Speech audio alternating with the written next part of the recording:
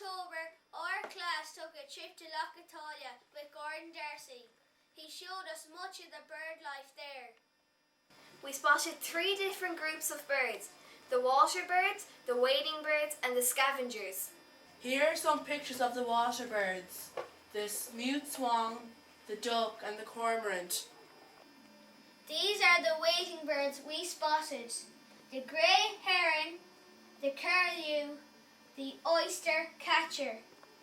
These are the scavengers: the seagull, the starling and the grey crow.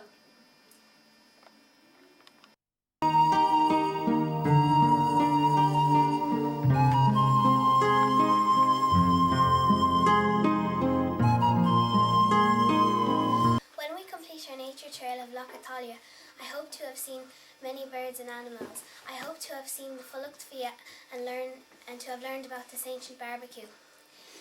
I hope to have seen what plants and trees grow in Lough Atalia. It'll be very interesting and I can't wait.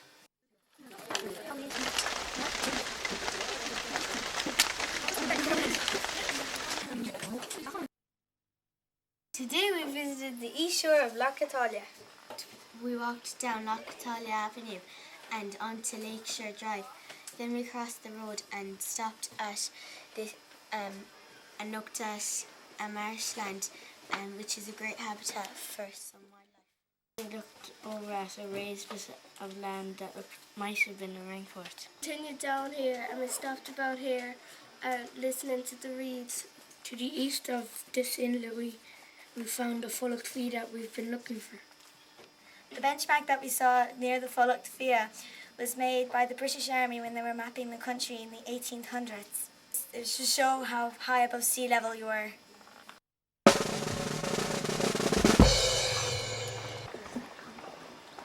This is Lough Atalia.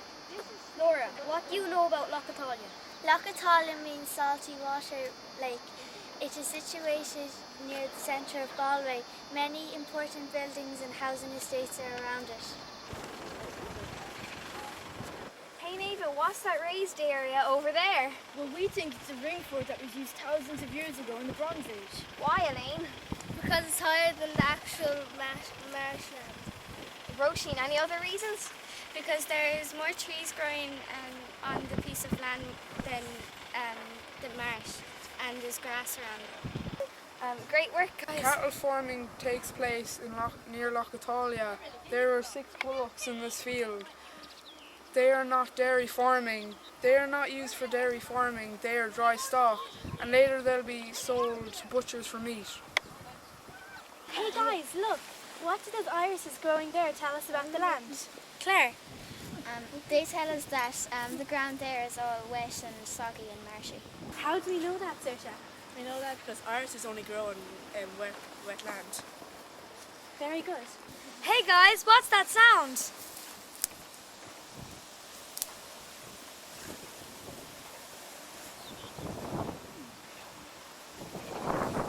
So Stephen, what was that sound? It was the wind going through the reeds. Hey guys, that's what we've been looking for all day, the Fulucht Fia. Anyone know anything about it? What about you, Garage? Well, first of all, Fulucht Fia means cooking place of the deep. Saoirse, when was it used? It was used with hunters in the Stone Age. Hey Sean, how was it made? First of all, they digged a large trough in the ground. Then they put large flat stones around at the bottom of the trough and around the edge. Colin, what did they do next?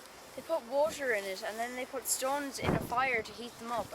Quilcha, what did they do when the stones were hot? They put them in the water until the water boiled. What did they do next? Evan? They probably killed an animal and cut their meat up and wrapped it in straw, and then they could put it in the boiling water. How long did it take for the meat to cook? It took about 5 hours. Archaeologists know this because they tried it.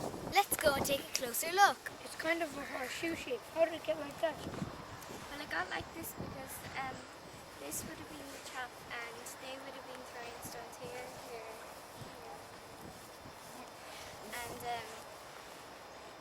eventually it ended up like a horseshoe shape. When they put the hot stones in the water and the shock of the cold water hit the stones and they cracked. Hey Vivian, could you tell us anything about that stone out there?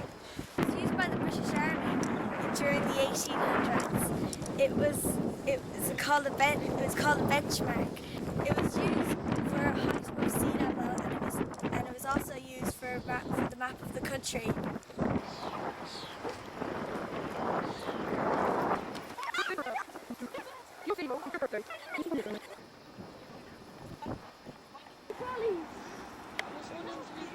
Matthew, 10 trolleys. Thank you.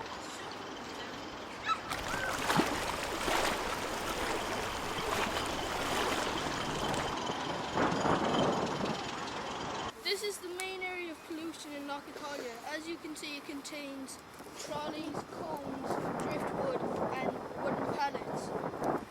There's no major pollution in Lough Atalia, so it is really very clean. On our trip around Lough Atalia, we visited a play park, and as you can see, some of our sixth classers just couldn't resist themselves.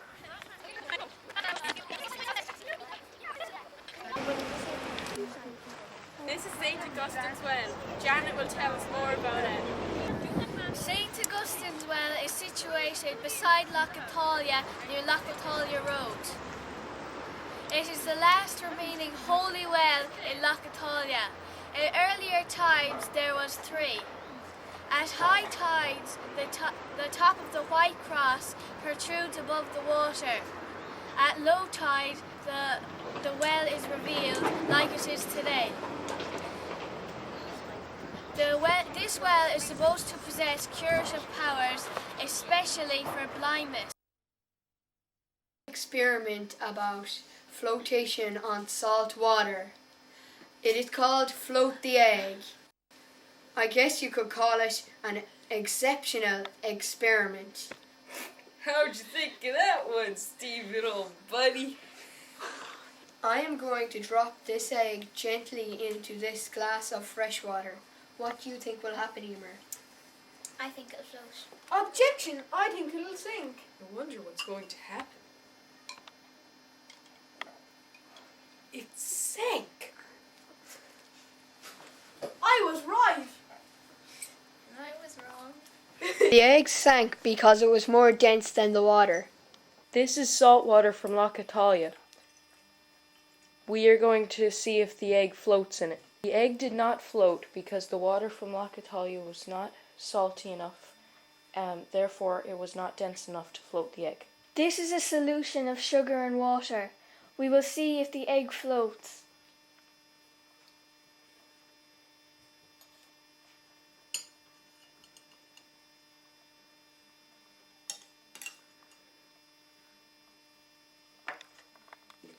Yes, it does.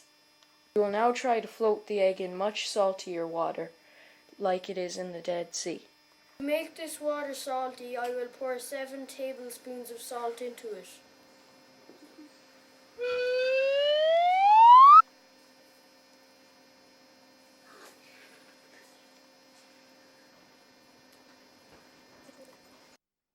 To make sure the salt dissolves, I will stir the water.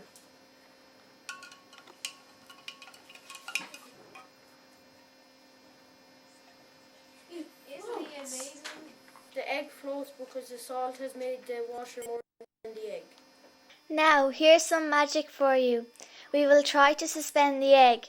We poured out half of the salty water and gently poured in some fresh water. Let's see what happened.